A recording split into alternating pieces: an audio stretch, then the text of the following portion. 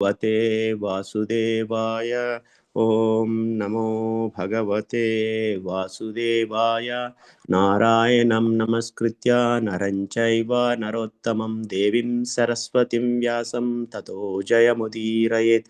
श्रीन्वितं स्वकान्तकृष्णा पुण्यश्रवणकीर्तनः हृदयन्तस्थो हि अभद्राणि विदुनोतु सुहृत्सतं। नष्टप्रायेषु भद्रेषु नित्यं भागवत सेवया भागवते उत्तमश्लोके भक्तिर्भवति नैस्तिकी. Reading from Srimad Bhagavatam, Canto 4, Chapter 15, verses 1 to 26. So, the King Prudu's appearance and coronation.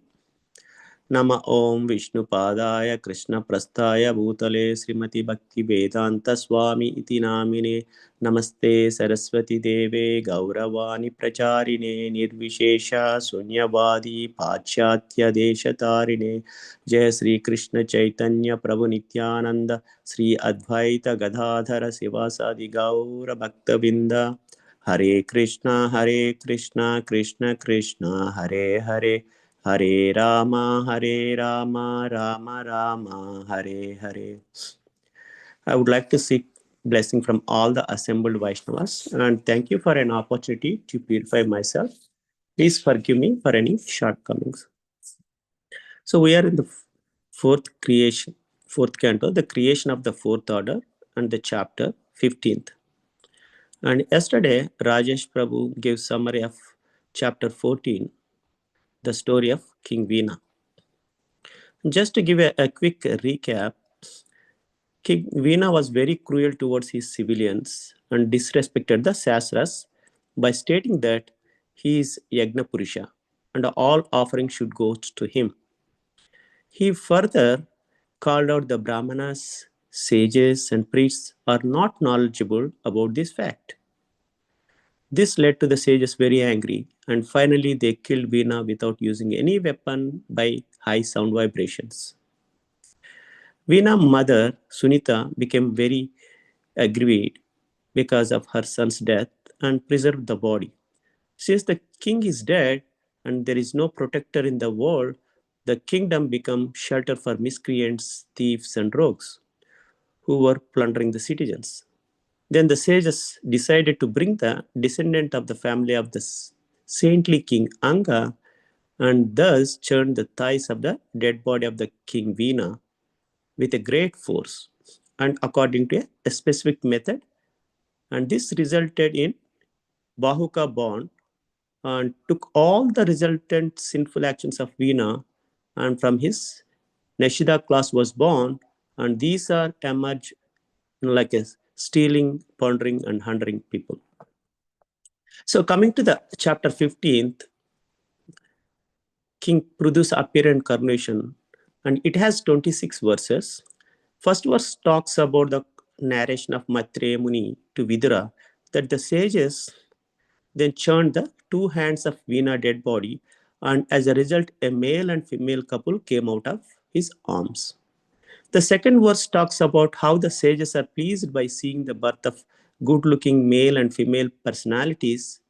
By seeing their futures, the sages understand the couple was an expansion of plenary portion of Vishnu, the Supreme Personality of Godhead.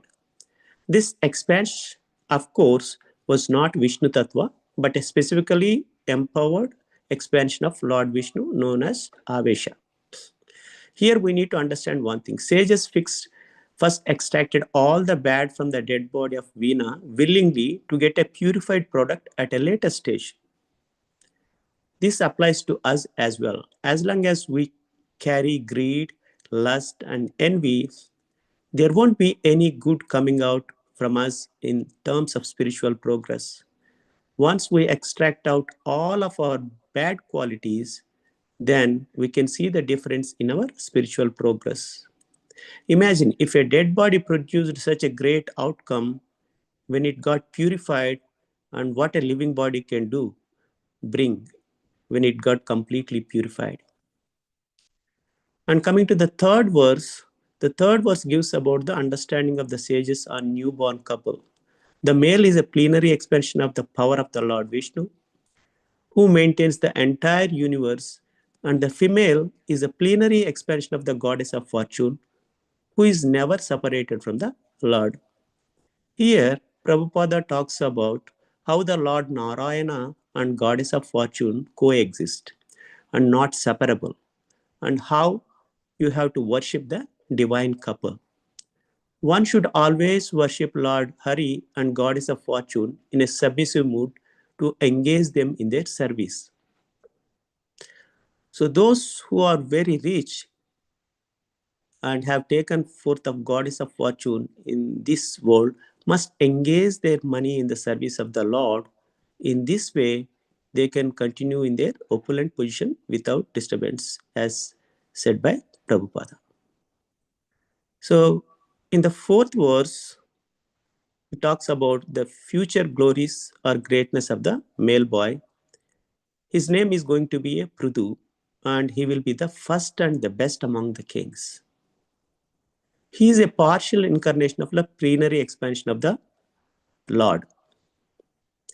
There are several incarnations of Lord, like Lord Shiva and Ananta, are all very powerful incarnations of the Brahman features of the Lord.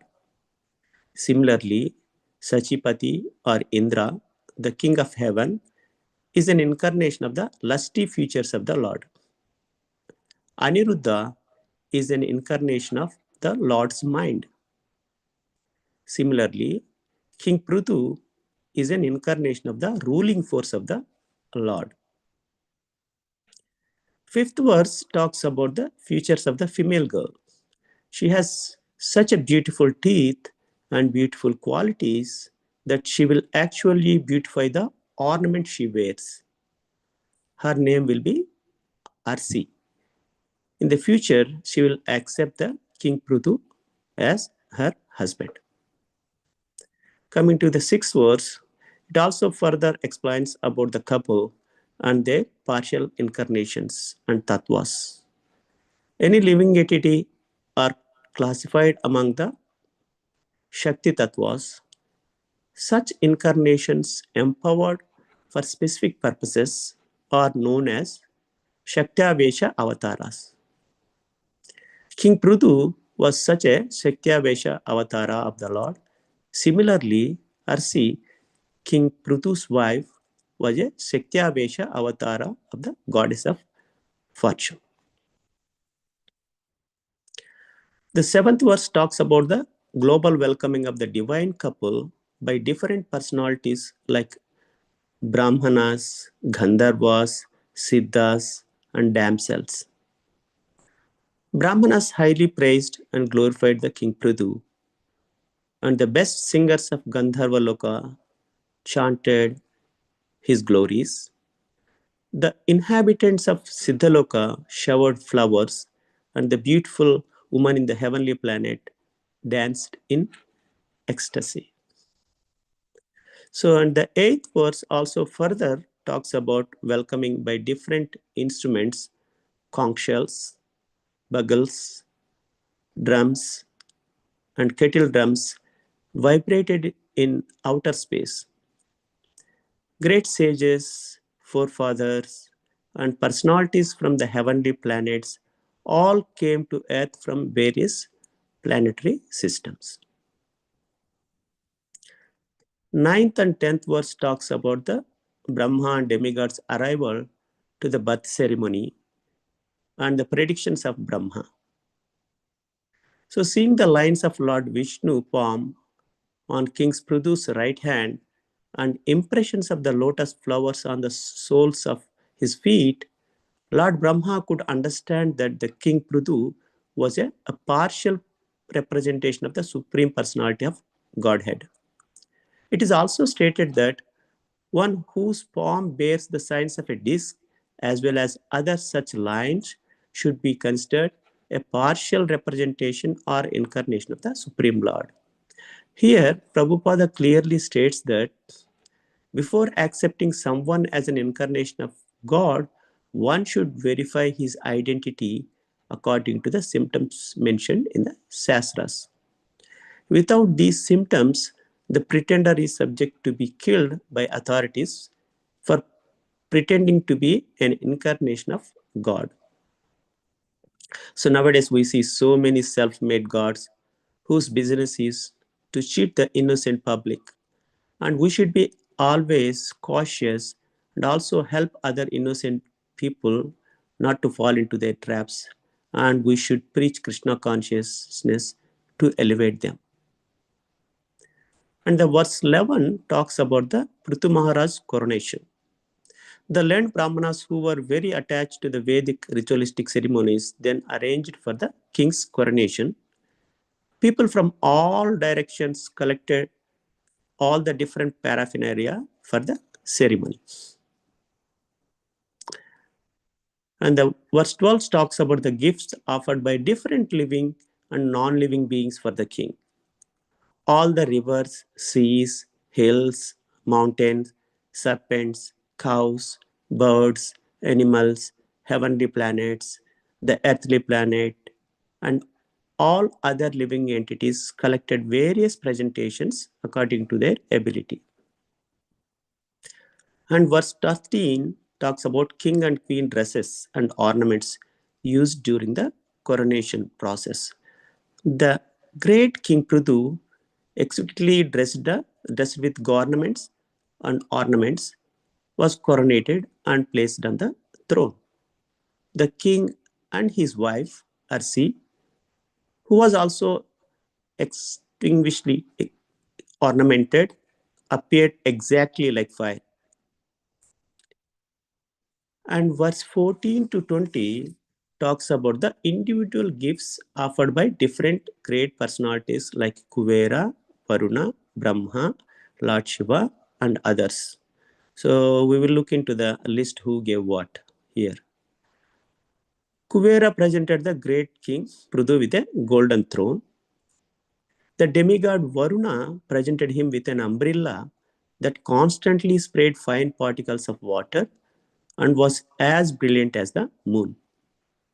The demigod of air, Vayu, presented King Prithu with two whisk chamaras of hair. The king of religion, Dharma, presented him with a flower garland which would expand his fame. The king of heaven, Indra, presented him with a valuable helmet. And the superintendent of the death, Yamaraja, presented him with a scepter with which to rule the world. Lord Brahma presented King Prithu with a protective garment made up of spiritual knowledge. Bharati, also known as Saraswati, the wife of Brahma, gave him a transcendental necklace. Lord Vishnu presented him with a Sudarshana disc, and Lord Vishnu's wife, the goddess of fortune, gave him imperishable opulences. So here Prabhupada gives explanation of Sudarshan Chakra. Prabhupada says it should be understood that this Sudarshan disc is not exactly the same type of Sudarshana disc used by the personality of Godhead Krishna or Vishnu, since Maharaj Prithu was a partial representation of the Supreme Personality of Godhead's power. The Sudarshana disc given to him represented the partial power of the original Sudarshana disc. And coming to the Lord Shiva, he presented him with a sword within a sheath marked with 10 moons, and his wife, the goddess Durga, presented him with a shield marked with 100 moons. The moon demigod presented him with a horses made up of nectar, and the demigod Vishwakarma presented him with a very beautiful chariot. The demigod of fire, Agni, presented him with a bow made up of the horns of the goats and cows. The sun god presented him with arrows as brilliant as sunshine. The predominating deity of Burloka presented him with slippers full of mystic power. The demigods from outer space brought him presentations of flowers. The Padukas have mystic power. As soon as the king placed his feet in the slippers, they would immediately carry him wherever he desired. Majestic yogis can transform themselves from one place to another whenever they desire. A similar power was invested in the mystic slippers that was given to the King Prudu. The demigods who always travel in outer space gave him Prudu the arts to perform dramas, sing songs, play musical instruments, and disappear at his will. The great sages also offered him infallible blessings, and the ocean offered him a conch shell produced from the ocean. The seas and mountains and rivers gave him room to drive the chariot without impediments, and the Sutta and Magadha and Vandi offered prayers and praises. They all presented themselves before him to perform their respective duties. And the verse 21 talks about Prithu Maharaj the addressing the professionals who came for his coronation. Sutta and Magadha and other saintly characters praised the Prithu Maharaj as an incarnation of the Godhead, and Prithu Maharaj is gently denied the prayers, stating that the qualities of which he have spoken are not distinct in me. Why then should you praise me for all these qualities when I do not shelter these features? I do not wish for those words meant for me to go in vain, but it is better that they be offered to someone else. This shows the greatness and humbleness of Prithu Maharaj. Nowadays, everyone wants the praise for doing some spiritual or material work. So look at the Prithu Maharaj. Even though he is incarnation of the Supreme Godhead, deserves all the praisings, he is reluctant to accept the praisings. We should learn from these teachings that we should not be looking for praise and appreciations, but if it comes on its own, we should accept in a very humble way. Verse 23 and 24 further talks about praisings and who and when one deserves.